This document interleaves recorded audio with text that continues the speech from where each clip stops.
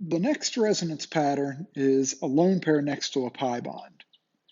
This is basically identical to the allylic carbanion, except we don't have a charge.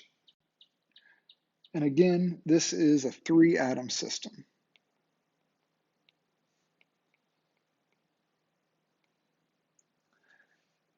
And one of the reasons that's important as we start to look at larger structures, it helps us find where we have resonance and where to start when drawing resonance structures. Let's say you're given this molecule. One of the first things that you want to get good at spotting is the fact that the oxygen should have 2 lone pairs. You don't have to draw them in, but if we're going to do resonance structures, you'll want to draw them in because it makes things much easier. So now we see the lone pairs on the oxygen. We have this 3-atom system, 1, 2, 3, lone pair next to a pi bond. It's just like the carbanion lone pair that was next to a pi bond. There's just not a charge. So to help us keep track again, I'm going to draw the pi bond in red. And in the resonance, what's going to happen, the lone pair on the oxygen will come down here to form a double bond. So now the oxygen's sharing its electrons with this carbon. But that puts pressure on the carbon because it can't have 5 bonds. So at the same time, simultaneously, this pi bond will move away from that carbon and on to its neighbor as a new lone pair.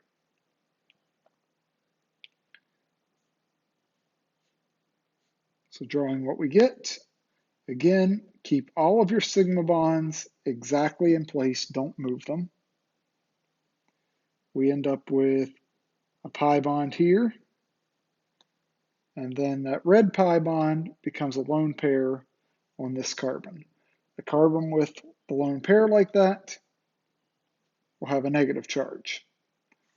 The oxygen up here, we have an oxygen with 3 bonds. That's an unusual number of bonds.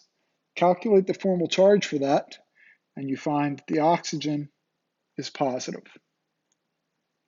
So O and C both have formal charges.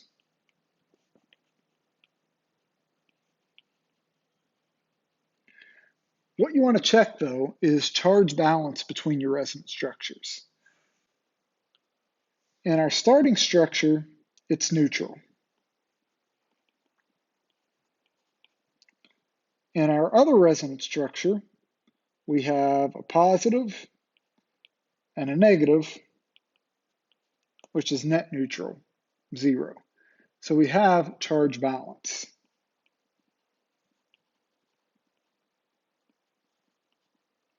If you find that one resonance structure is neutral, another resonance structure has a positive charge, you've done something wrong. This is a good place to discuss a common pitfall. So it's very frequent if I give students a similar structure, and maybe even draw in the lone pairs for them. They'll say, oh, I can draw a resonance structure. I can take this lone pair, move it down to here.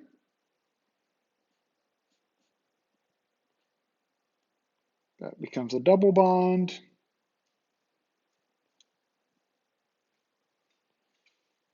For OCH3 and a positive charge. And I say, well, okay, that's good because I didn't violate any octets. This carbon has 4 bonds and it's happy. Well, there's a couple major issues here. The first that you should recognize is we violated charge balance. This is 0, this is positive 1. That doesn't work. So immediately something's wrong. But probably an even bigger problem, I shouldn't say probably, absolutely an even bigger problem, is we violated carbon's octet. In our first structure, there's a hydrogen here. That hydrogen does not magically disappear. It's still there. So what you've made is a carbon with 5 bonds. Never draw a carbon with 5 bonds.